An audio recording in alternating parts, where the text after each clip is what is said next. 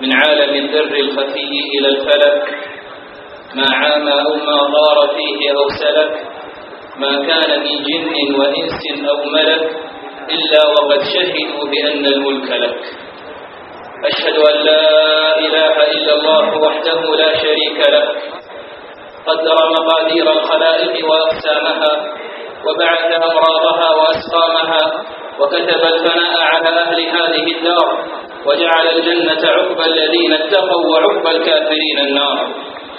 وأشهد أن محمدا عبد الله ورسوله الأمين، خصه الله بجوامع الكلم وأنزل عليه القرآن المبين. يا رب صل على النبي المصطفى، ما غردت في الأيك ساجعة الربا. يا رب صل على النبي وآله، ما أمت الزوار مسجد يثربا. صلوا على من تدخلون بهديه دار الكرامة تبلغون المطلبا. صلوا على من ظللته غمامة والجذع حن له وناصرت الصبا. يا أيها الراجون خير شفاعة من أحمد صلوا عليه وسلم.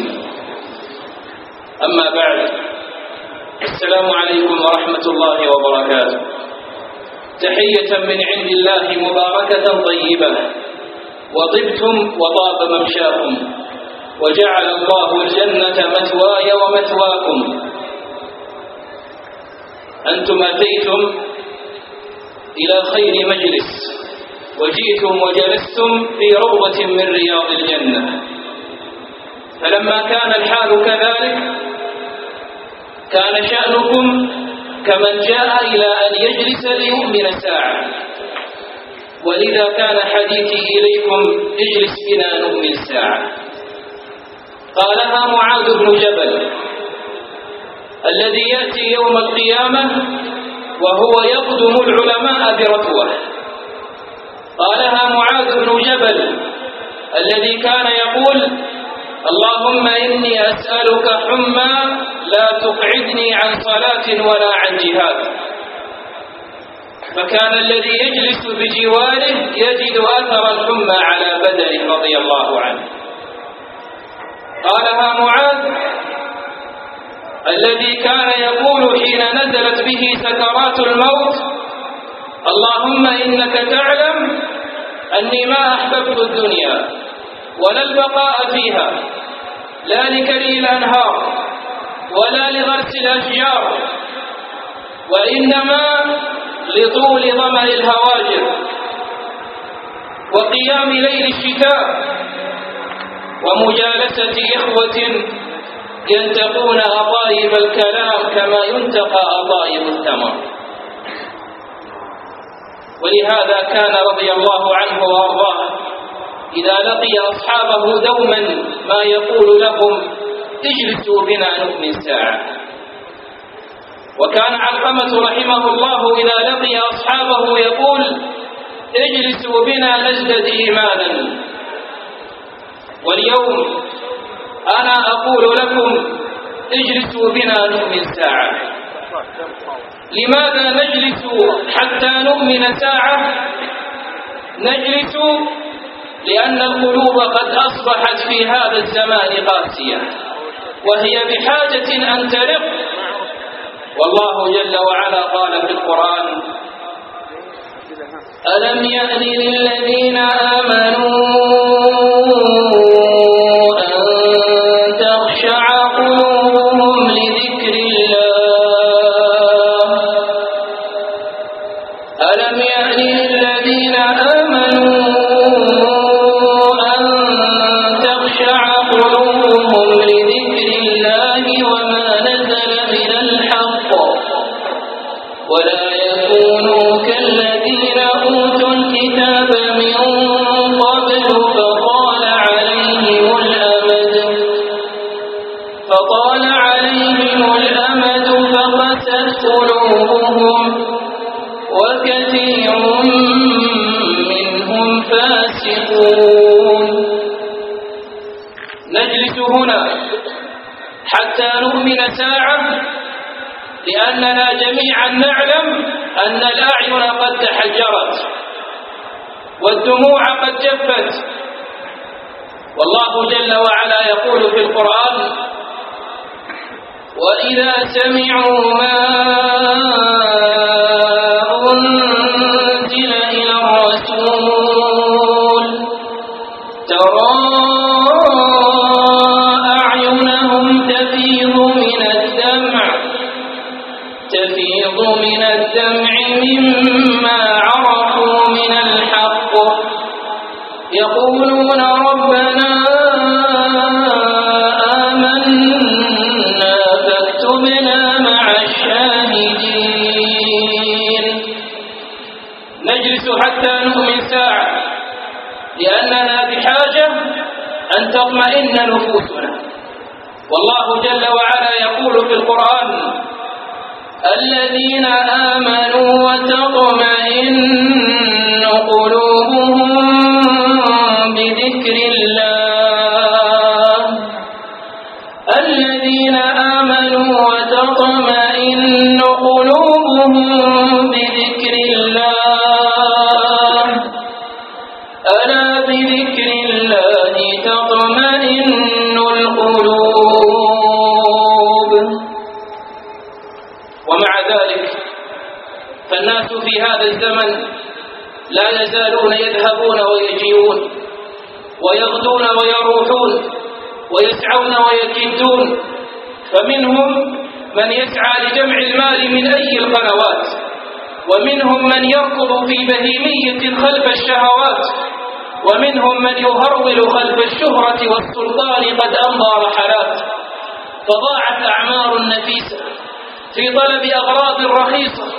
أما إنك لو سألتهم من وراء ذلك السعي وذلك اللهث ماذا تريدون لأجابوك جميعا الحياة الطيبة نريد، فحالهم كمن جاع فتغدى في منام أو ظمئ فسقي بالسراب.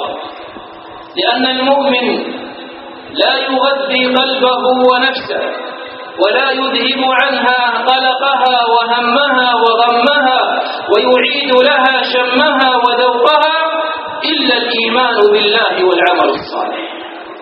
قال الله جل وعلا في القرآن من عمل صالحا من ذكر أو أنثى وهو مؤمن فلنحيينه حياة طيبة ولنجزينهم أجرهم بأحسن ما كانوا يعملون. والسبيل إلى الحياة الطيبة وإلى أن يعيش العبد مع الإيمان ومع العمل الصالح هو يسير على من يسره الله تعالى عليه.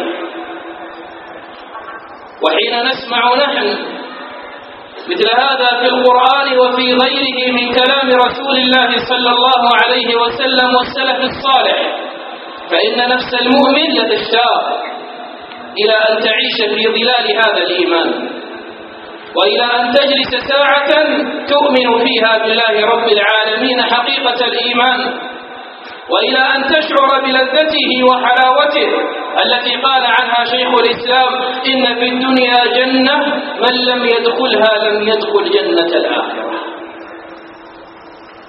يقول بعض السلف إن القلب لتمر عليه لحظات يرقص فيها ضربا حتى نقول إن كان أهل الجنة في مثل ما نحن فيه من النعيم إنهم لفي نعيم مقيم. إذا كيف السبيل إلى ذلك؟ كيف نعيش في رياضه؟ كيف نتذوق لذته؟ كيف نجد حلاوته؟ كيف نطمئن في هذه الدنيا؟ كيف نجعل هذه القلوب ترق بعد أن قست في أزمان كثيرة؟ كيف نجعل هذه الأعين تدمع بعد أن جفت مآقيها؟ كيف نجعل هذه الأنفس تطمئن بعد أن وجدت الشتات وهي تعيش في هذه الحياة؟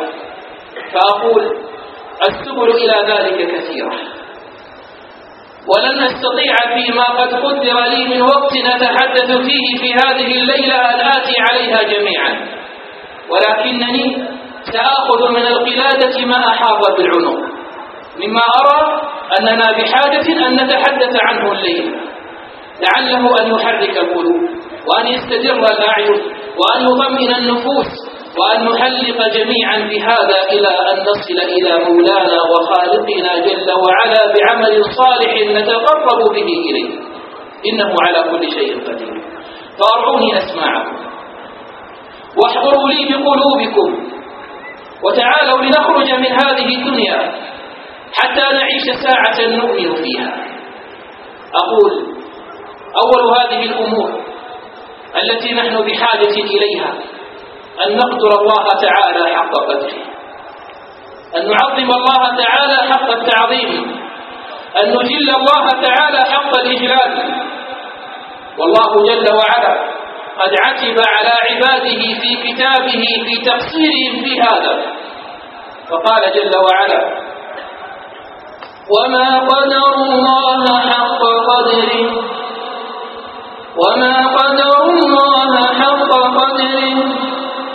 والأرض جميعا قبضته يوم القيامة والسماوات مطويات بيمينه سبحانه وتعالى عما يشركون. يقول ابن القيم رحمه الله تعالى: من قرت عينه بالله قرت له كل عين، ومن لم تقر عينه بالله تقطعت نفسه على الدنيا حسرات. ونحن بحاجة إلى أن نشعر بأننا نخاف من الله، نحن بحاجة أن نشعر أننا نخشى الله، نحن بحاجة أن نشعر أن الله جل وعلا إذا ذكر عند أحدنا فإن قلبه يخفق من إجلال خالقه. نحن بحاجة أن تقشعر أبداننا إذا قيل لنا: يا فلان اتق الله، يا فلان خف من الله، يا فلان عظم الله، يا فلان اخشى الله. نحن بحاجة أن نذوق بقلوبنا حلاوة هذه الكلمة وأثرها على نفوسنا، لأننا جميعا عبيد لله جل وعلا. وإذا كنا حقا عبيدا لله تعالى فلا بد أن نعظم خالقنا حق التعظيم.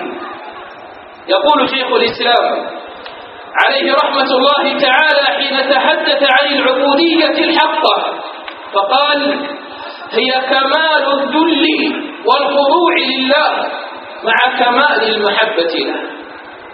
وإن العبد ليذل ويخضع عند المخلوقين أحيانا، ولكنه لا يمكن أن يملأ قلبه بمحبة هذا المخلوق ما دام أنه يذل له. أما العبد الذي يذل لله جل وعلا فإنه يذل لربه سبحانه وقلبه يمتلئ بمحبته جل وعلا.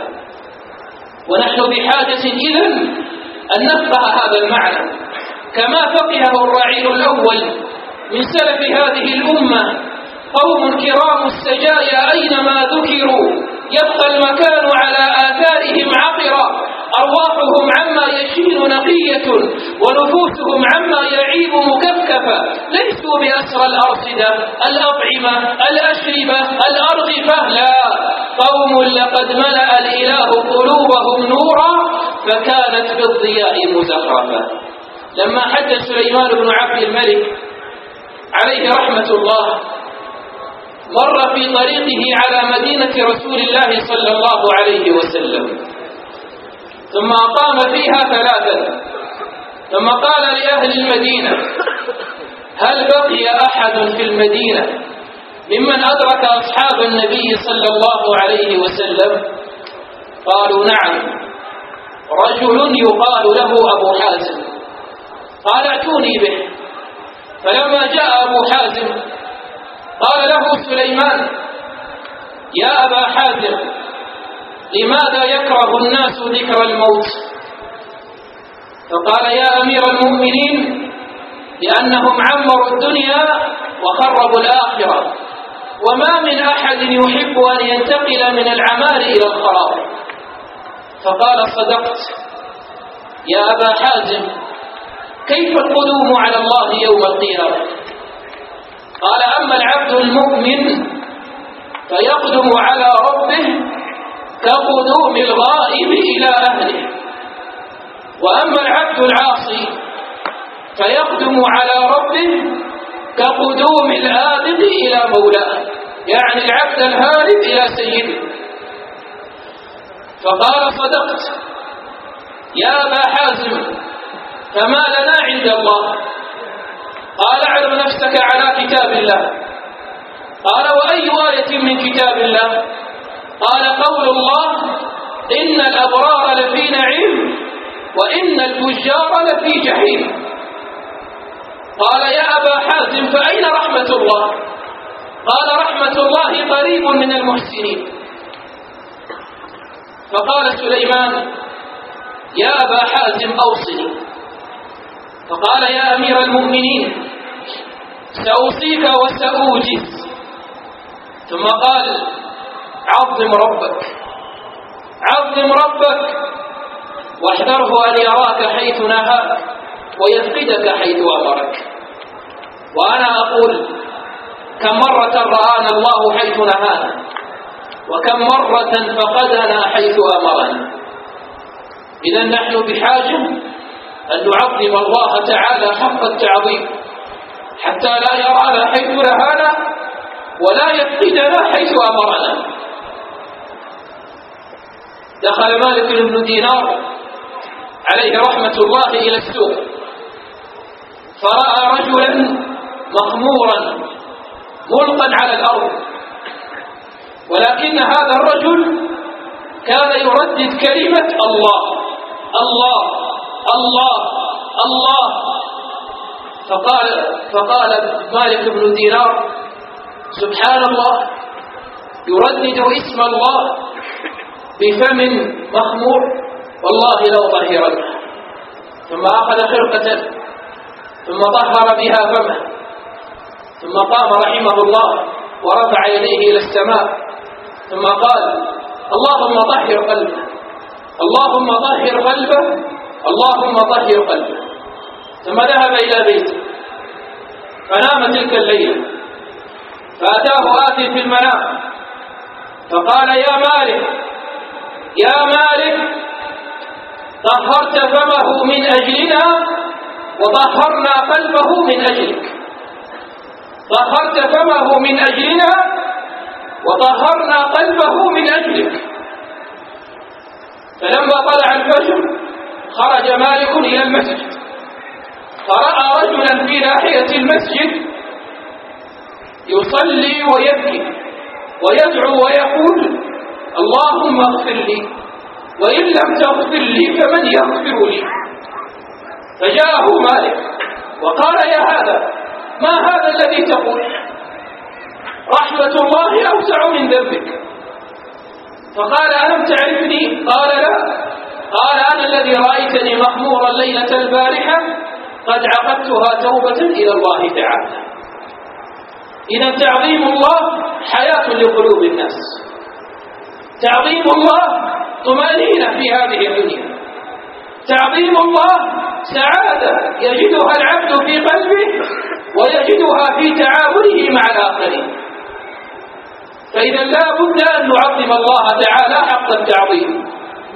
إلهنا ما أعدلك، مليك كل من ملك، ما خاب عبد سألك، أنت له حيث سلك، لولاك يا ربي هلك، والليل لما أنهلك، والسابحات في الفلك، وكل من أهل لك سبح أو لبى فلك، يا مخطئا ما أغفلك، عجل وبادر أجلك، اختم بخير عملك. السبيل الثاني الذي يجعلنا نعيش في حياة نتلذذ بها بالإيمان إنه التأمل في ملكوت الله، في هذا الكون العظيم الذي خلقه الله جل وعلا وأحسن خلقه وتدبيره. والله تعالى قد دعانا في القرآن إلى مثل ذلك، فقال جل وعلا أفلا ينظرون إلى الإبل كيف خلقت أفلا ينظرون إلى الإبل كيف خلقت وإلى السماء كيف رفعت وإلى الجبال كيف نصبت وإلى الأرض كيف سطحت. وآيات كثيرة نقرأها في القرآن كلها تدعونا إلى أن نتأمل وأن نتفكر. تأمل في الوجود بعين فكرك، ترى الدنيا الدنيئة للزوال وكل من فيها سيفنى ويبقى وجه ربك ذو الجلال.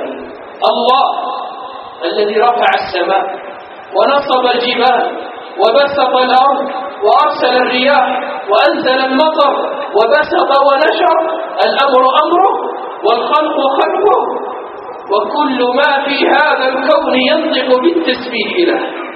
لله في الآفاق آيات لعل أقلها هو ما إليه هداك، ولعل ما في النفس من آياته عجب عجاب لو ترى عيناك. والكون مشحون بأسرار إذا حاولت تفسيرا لها أعياك. قل للطبيب تخطفته يد الردى يا عارف الأدواء من أرداك.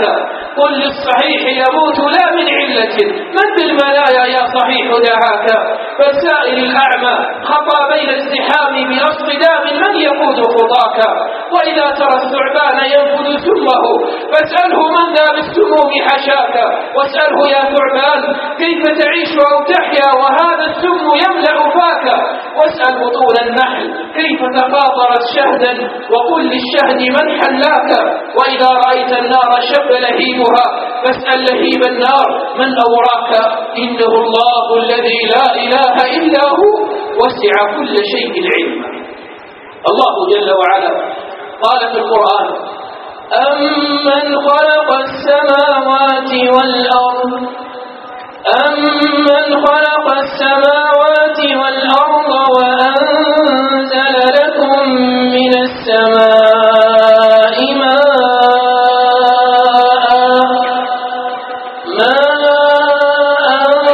فأنبتنا به حدائق ذات بهجة ما كان لكم أن تنبتوا شجرها أإله مع الله بل هم قوم يعدلون. أمن جعل الأرض قرارا وجعل خلالها أنهارا وجعل لها رواسي وجعل بين البحرين حاجزا أإله مع الله بل أكثرهم لا يعلمون. أمن يجيب المضطر إذا دعاه ويكشف السوء ويجعلكم خلفاء الأرض أإله مع الله قليلا ما تذكرون. الله جل وعلا ما قال هذا في القرآن عبثا، وإنما قاله حتى نمعن النظر فيه وحتى نتأمل فيه، حتى يصل العبد بهذا التأمل وبهذا التفكر وبهذا التدبر إلى أن يجد لذة وحلاوة الإيمان التي يسعد بها في الدنيا. خرج رجل وجلس تحت ظل شجرة فسمع حمامة تنوح على غصن الشجرة وكأنها تسبح الله. حين تأمل وتفكر فأنشد وقال لوح الحمام على الغصون شجاني ورأى العزول سبابتي فبكاني. إن الحمام ينوح من ألم النوى وأنا أنوح مخافة الديان. يا واحدا في ملكه ما له ثاني يا من إذا قلت يا مولاي لباني أنسى فيذكرني في كل نائبة، فكيف أنساك يا من لست تنساني؟ أنا إن بكيت فلن ألام على البكاء، فلطالما استغرقت في العصيان. يا رب عبدك تائب لك نادم، بك مستجير من لظى النيران، فارحم اليوم دعاءه وتضرعه، وامن عليه اليوم بالغفران. والعربي في الصحراء نظر وتعبد ثم قال: البعرة تدل على البعير، والآثر يدل على المسير، وليل داج وسماء ذات أبراج، ألا تدل على السميع البصير؟ بلى والله. السبيل الثالث الذي نعيش فيه مع الإيمان ونجد لذته وحلاوته أن نعيش مع القرآن، أن نعيش مع كلام الله، أن نعيش مع الوحي الذي أنزله الله على رسوله صلى الله عليه وسلم في 23 عاما. الله جل وعلا هو الذي قال عن هذا القرآن في القرآن: الله نزل أحسن الحديث كتابا متشابها. الله نزل أحسن الحديث كتابا متشابها مثانية تقشعر منه جلود الذين يخشون ربهم ثم تلين جلودهم وقلوبهم إلى ذكر الله، ذلك هدى الله يهدي به من يشاء، ومن يضلل الله فما له من هاد. هذا القرآن الذي أنزله الله نورا لا تطفأ مصابيحه، وسراجا لا يخفو توقده، هو الجد ليس بالهزل، قوله فصل وحكمه عدل، من حكم به عدل، ومن دعا إليه أصاب، ومن تمسك به هدي إلى صراط مستقيم. فيه ذكر من قبلنا وخبر ما بعدنا وفصل ما بيننا. أنزله الله جل وعلا نورا وهدى للناس، ومع ذلك فكثير من الناس جعلوه وراء ظهورهم كأنهم لا يعلمون. أخرج ابن حبان في صحيحه من حديث جابر رضي الله عنه وأرضاه أن النبي صلى الله عليه وسلم قال: القرآن شافع مشفع وماحل مصدق، يعني مجادل مصدق، من جعله أمامه قاده إلى الجنة، ومن جعله خلفه ساقه إلى النار. وهذا نبينا صلى الله عليه وآله وسلم يعيش مع القرآن ويتلذذ به في ليله ونهاره، حتى كان إذا قام بالصلاة يصنع لصدره أزيز كأزيز المرجل من شدة بكائه وهو يقرأ القرآن صلى الله عليه وسلم. روى الشيخ ابن حبان في صحيحه عن عائشة رضي الله عنها قالت: دخل علي عبد الله بن عمر وعبيد بن عمير وعطاء بن أبي رباح بعد وفاة النبي صلى الله عليه وسلم، فقالوا لها: يا عائشة حدثيها بأعجب أمر سمعته من رسول الله صلى الله عليه وسلم أو رأيته. فبكت رضي الله عنها، ثم قالت: والله إن أمره كله لعجب. ثم قالت: كان ليلة من الليالي بائتا معي في حجرتي حتى لامس جسدي جسده، ثم قال لي: يا عائشة دعيني أتعبد لربي. فقالت: والله يا رسول الله إني لأحب قربك وأحب ما يسوقك. قالت: فرأيته قام فتوضأ ثم قام يصلي فقرأ القرآن، ثم بكى صلى الله عليه وسلم حتى بللت دموعه لحيته. قالت فجلس عليه الصلاة والسلام ثم بكى صلى الله عليه وسلم حتى بللت دموعه ثوبه، ثم اتكأ على جنبه ثم بكى صلى الله عليه وسلم حتى بللت دموعه الثرى. فدخل عليه بلال يؤذنه بصلاة الفجر ورآه يبكي، فقال يا رسول الله تبكي وقد غفر الله لك ما تقدم من ذنبك وما تأخر. فقال يا بلال لقد أنزلت علي الليلة آيات ويل لمن يقرأها ولم يتفكر فيها. ثم تلا قول الله تعالى إن في خلق السماوات والأرض واختلاف الليل والنهار إن في خلق السماوات والأرض واختلاف الليل والنهار لآيات لأولي الألباب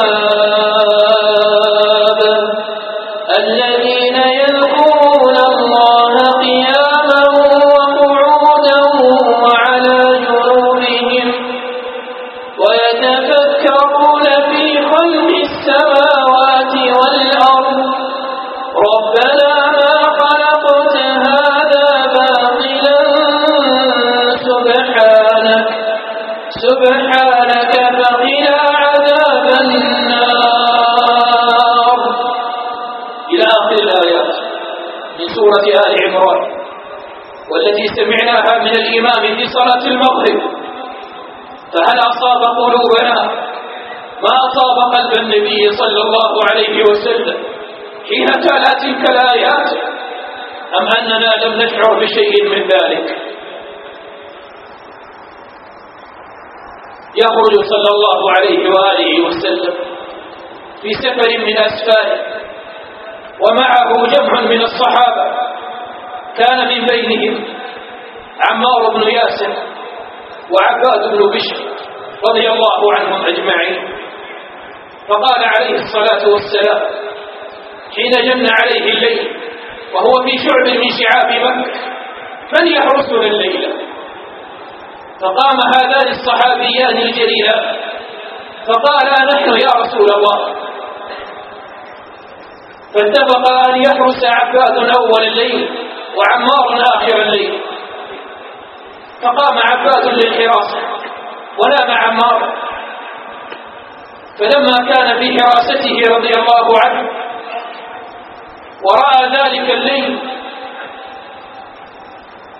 واستشعر عظمة الموقف ودنو المولى جل وعلا من عباده في ثلث الليل الآخر، اشتاقت نفسه إلى أن يقرأ القرآن،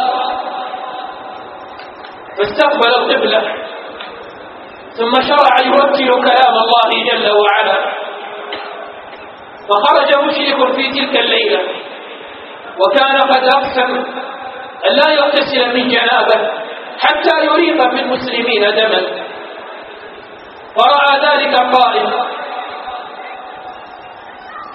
فأخذ سهما من كنانته وقد عرف أنه رجل من المسلمين، ثم رماه فأصابه، فانتزع عباد السهم ثم رماه واستمر في صلاته وقراءته. فرماه المشرك بسهم آخر فأصابه، فانتزعه عباد ثم رماه واستمر في قراءته. فرماه بسهم ثالث فتحرك عباد رضي الله عنه وأيقظ عمارا ففر المشرك.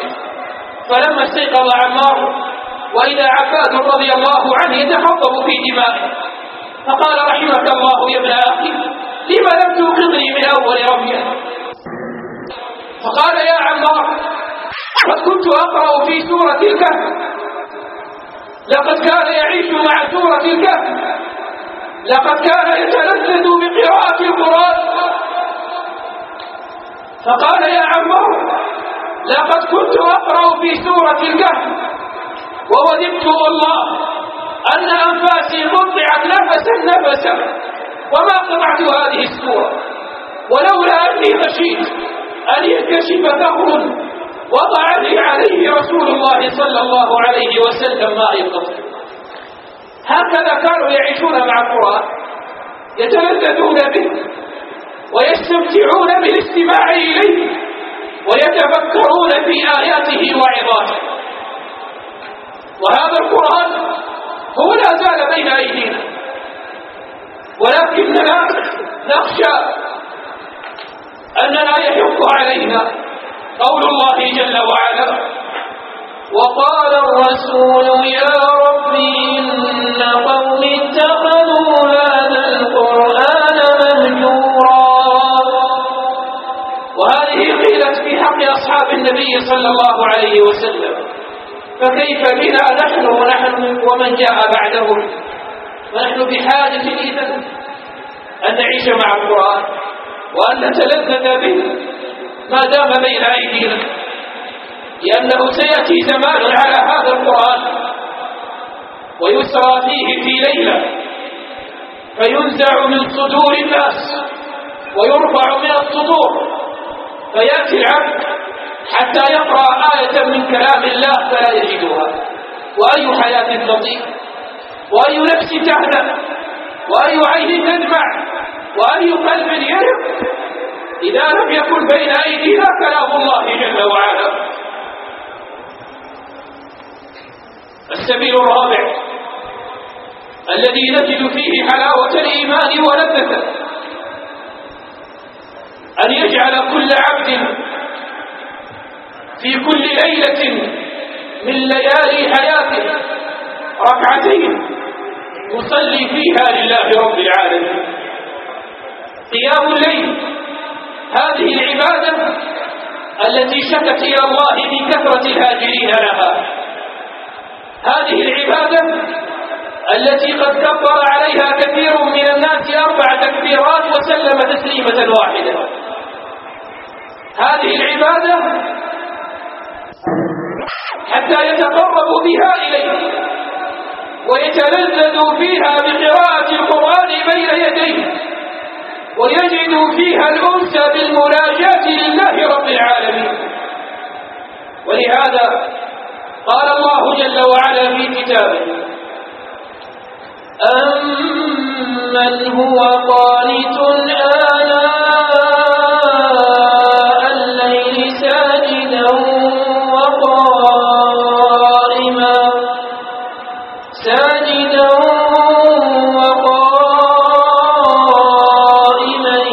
يحذر الآخرة ويرجو رحمة ربه قل هل يستوي الذين يعلمون والذين لا يعلمون إنما يتذكر أولو الألباب. قيام الليل أنس مع الله وفرحة مع الله ولذة مع الله ومناجاة لله. قيام الليل راحة وطمأنينة ولذة للعبد في هذه الدنيا لا يعرف طعمه ولا يعرف لذته إلا من جربه. ولهذا كان الأوزاعي عليه رحمة الله ينام مع زوجته، فإذا رآها غفلت ينهض من فراشه ثم يصلي، فإذا سجد متع قلبه بمناجاة ربه. وليلة من الليالي سجد فلم يرفع رأسه حتى أذن المؤذن لصلاة الفجر، فخرج إلى المسجد، فجاءت امرأة إلى منزل الأوزاعي فدخلت على أهله، ثم جلست في موضع من البيت فوجدت فيه ماء، فظنت أن الصبيان قد آذوا المكان، فزجرت زوجة الأوزاعي عن ذلك، فقالت زوجة الأوزاعي: لا والله، إنما ذاك موضع سجوده من كثرة بكائه من خشية ربه، ذاك موضع سجوده من كثرة بكائه من خشية ربه وهو يناجي، لأنه يعرف لذة قيام الليل. وكان عثمان رضي الله عنه وارضاه يقوم الليل، فقام ليلة فافتتح بسورة الفاتحة واختتم بسورة الناس في ركعة واحدة. هكذا كانوا يتلذذون في قيام الليل. ولهذا أحسن الحسن البصري وأجاد يوم أن سئل فقيل له: ما بال أهل قيام الليل من أحسن الناس وجوها؟ فقال رحمه الله: لأنهم خلوا بالرحمن فألبسهم نورا من نوره، لأنهم خلوا بالرحمن فألبسهم نورا من نوره. لبست ثوب الرجاء والناس قد رقدوا، وقمت أشكو إلى مولاي ما أجد، وقلت يا عدتي في كل نائبة ويا من إليه بدفع الضر أعتمد، نشكو إليك ذنوبا أنت تعلمها، ما لي على دفعها صبر ولا جلد، وقد مددت يدي بالذل معترفا إليك يا خير من مدت إليه يد، فلا تردنها يا رب خائبة، فبحر جودك يروي كل من يريد. السبيل الخامس الذي نعيش فيه مع لذة الإيمان ومع حلاوة الإيمان وفي جنة الدنيا أن نتذكر دائما الرحيل إلى الدار الآخرة. هذا الرحيل الذي كثيرا ما ننساه ونعيش في هذه الدنيا وكأن أحدنا قد ضمن الخلد فيها، مع أن هذه الدنيا ما خلد فيها أحد ممن مضى، ولو كان أحد أحق بالخلد فيها لكان رسول الله صلى الله عليه وسلم.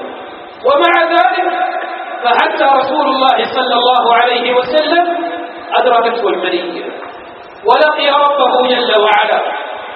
ولكن ليست القضية في أننا سوف نلقى الله، فكل منا صائر إلى ذلك لا محالة، ولكن القضية ما الذي سوف نلقى به المولى جل وعلا.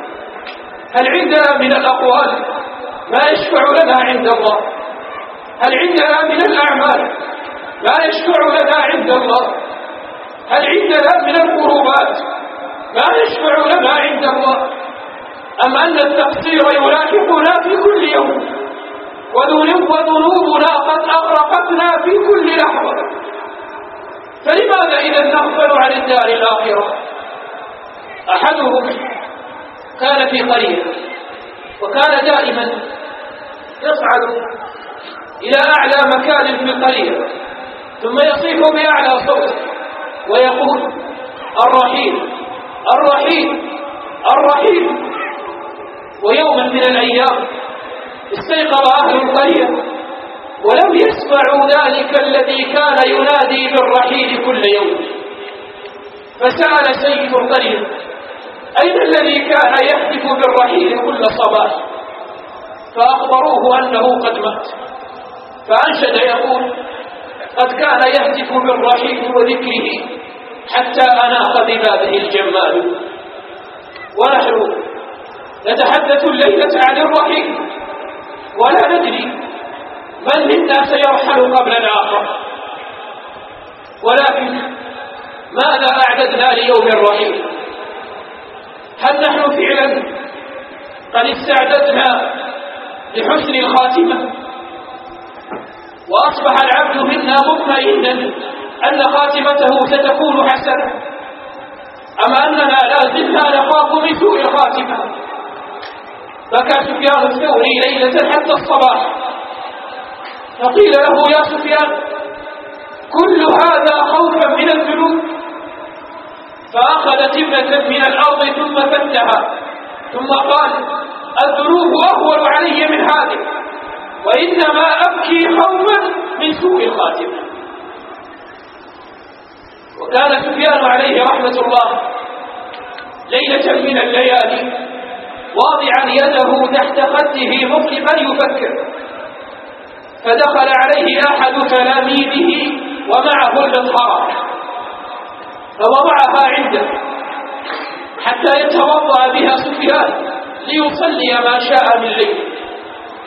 ثم خرج ذلك التلميذ لينام، فلما طلع الفجر وجد سفيان عليه رحمة الله واضعا يده تحت خده مطلقا يفكر، فناداه: يا سفيان، يا إمام. فانتبه سفيان فقال: ما لك؟ قال: والله منذ تلك الساعة وأنا لا زلت أفكر في هم الآخرة، يحمل هم الرحيل إلى الله جل وعلا، لأنه لا يدري ما الذي سيقدم به على ربه تعالى. وكان عثمان بن عفان عليه رحمة الله إذا ذكر عنده القبر يبكي بكاء شديدا حتى يكاد أن يغشى عليه، وإذا ذكرت الجنة والنار لا يصيبه مثل ذلك. فقالوا له: يا أمير المؤمنين، تذكر الجنة والنار فلا يصيبك ما يصيبك إذا ذكر القبر. فقال رحمه الله: القبر أول منازل الآخرة، فإن ينجو منه فما بعده أيسر منه، وإن لم ينجو منه فما بعده أشد منه. تيبست شفتي وتاهت أحرفي وجلا وكادت تنطفي كلماتي لما ذكرت الموت في أهواله وذكرت هول النزع والسكرات. فلماذا إذا ننسى الموت؟ ولماذا نغفل عنه؟ ملك الموت جالس عند شجرة، إذا أراد أن يقبض روح عبد قطف منها ورق. وجاء في بعض الآثار أن ملك الموت زار يعقوب عليه السلام فقال له يعقوب: أجئتني زائرا أم لتقبض روحي؟ قال: بل جئتك زائرا. قال: فإذا جئت لتقبض روحي فأعلمني قبل ذلك. فقال: أفعل. ومضت سنوات ثم جاء فيها ملك الموت إلى يعقوب فقال له يعقوب: أجئتني زائرا أم لتقبض روحي؟ قال: بل جئت لأقبض روحك. قال: قد كنت أوعدتني قبل ذلك أن ترسل إلي قبل أن تأتي. قال: قد فعلت، وأرسلت إليك 3 رسل، بياض شعرك بعد سواده، وضعف جسمك بعد قوته، وانحناء ظهرك بعد استقامته. فعلم يعقوب أن الموت قد نزل به.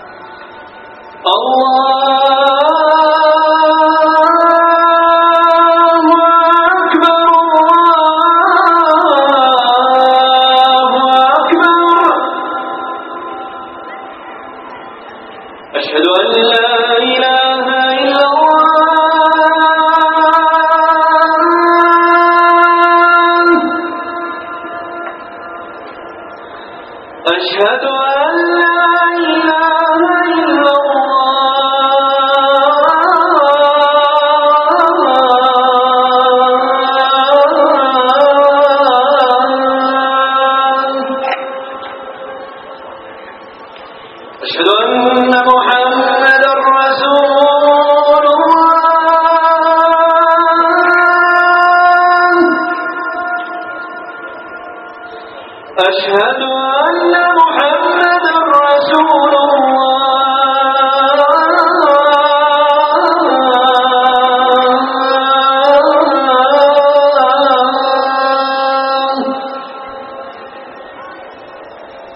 حي على الصلاة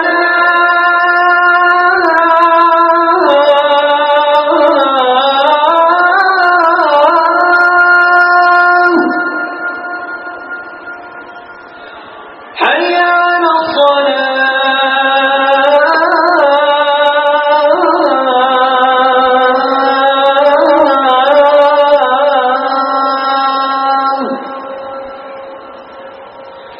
حي على الفلاح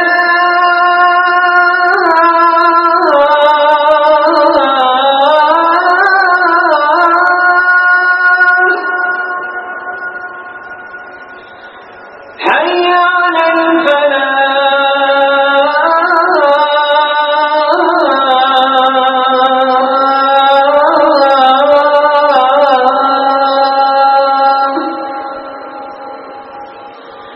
الله أكبر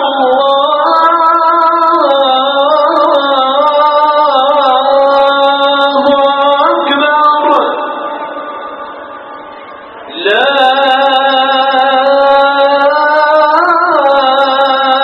إله إلا الله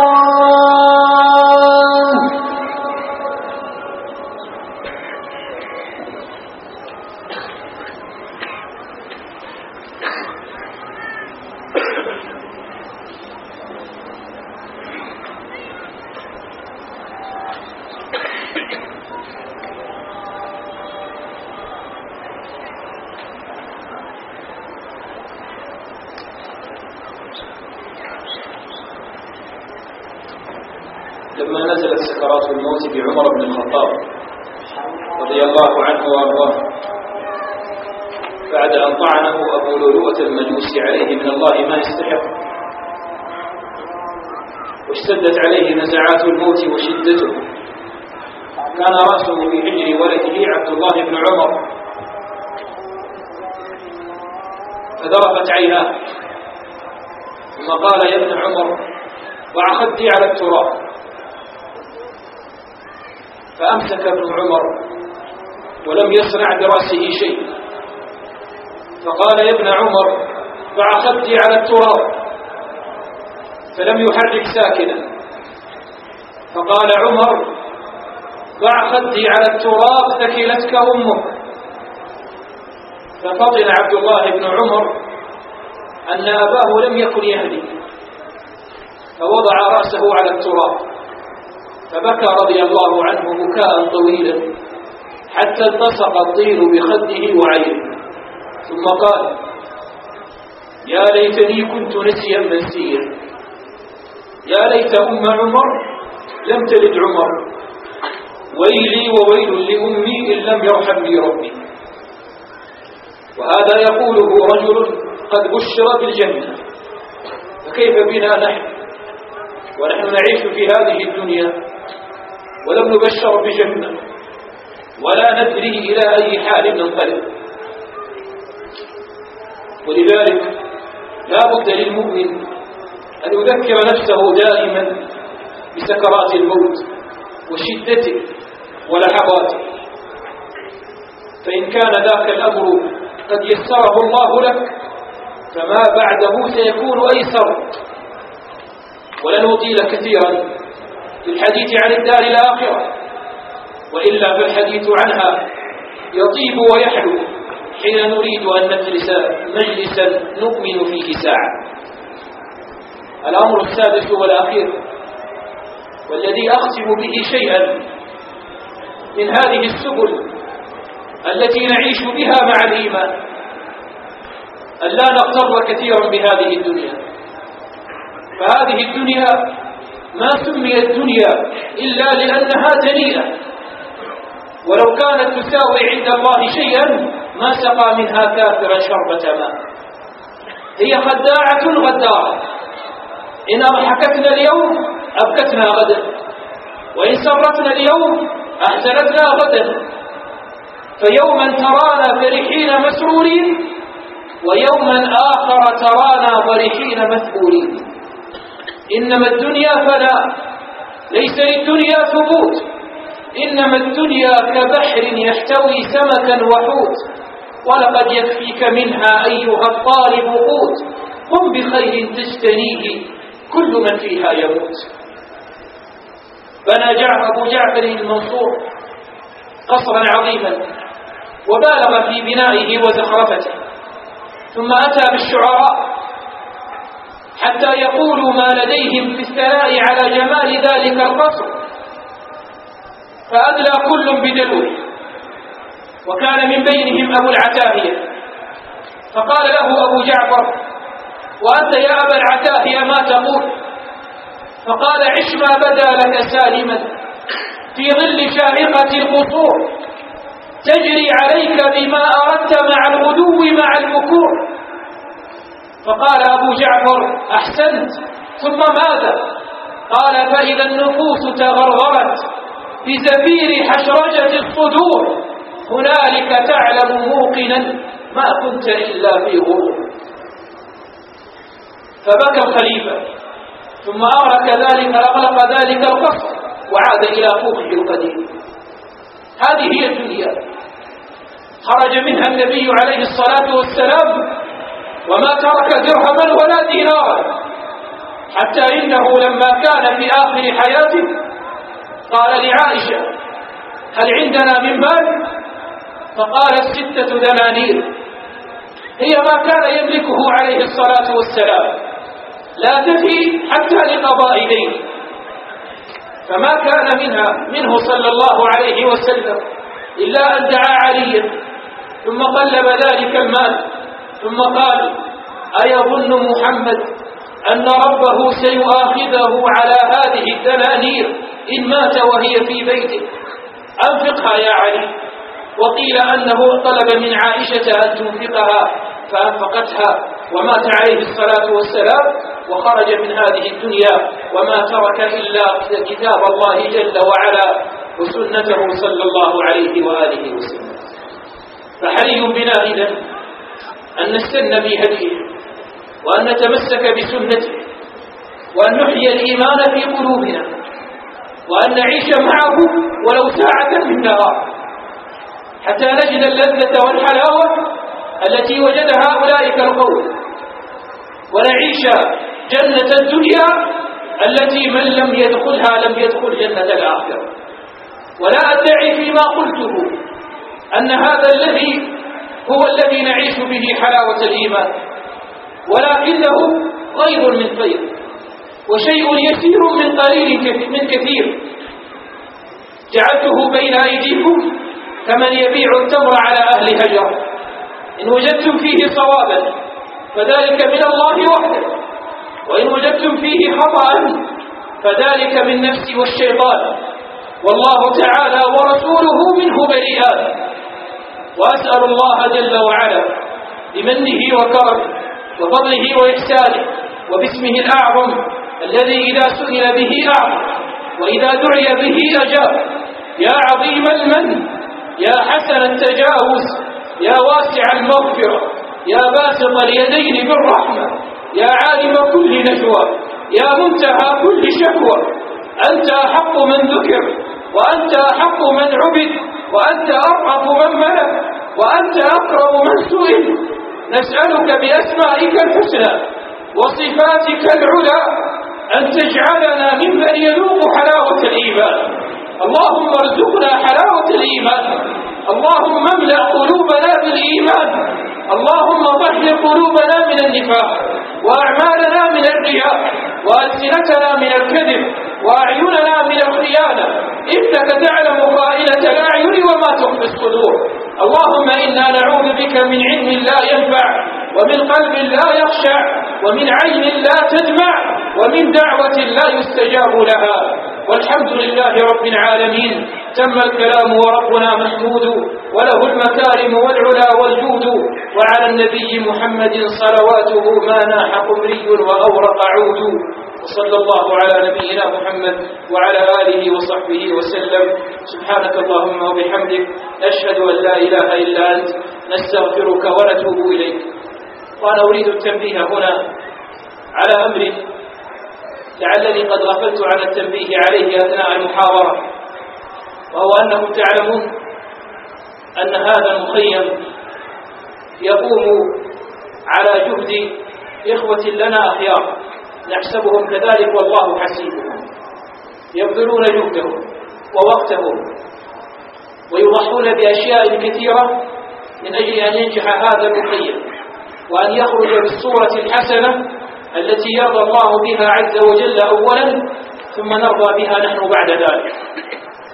وتعلمون أيضا أن هذا المخيم كان الذي نسق له هو المكتب التعاوني للدعوة والإرشاد وتوعية الجاليات في أبها، وأسأل الله أن يعظم أجرهم وأن يغفر لهم وأن يكتب ما يقدمونه فيه وفي غيره في موازين حسناتهم، وهم يقومون في جل أعمالهم على نفقات المحسنين، ولهم استقطاع مأذون فيه رسميا يجمعون فيه ما يستطيعون جمعه من استقطاعات من أراد أن يستقطع من راتبه لدعمهم، وهو والله من الأجر الدائم والنفع الكثير الذي يجده العبد عند ربه عز وجل يوم القيامة. فلا تبخل أخي المبارك على أن تجعل من راتبك شيئا يسيرا تقدمه لإخوانك ينتفعون به، وأنت والله تقدمه لنفسك فتلقى أجره عند الله تعالى في الآخرة. فأدعوكم إلى ذلك وأحثكم عليه، وأسأل الله أن يكتب لكم الأجر والمثوبة لكل من سعى وجد واجتهد في مثل هذه الأمور الخيرة، إنه على كل شيء قدير والله أعلم.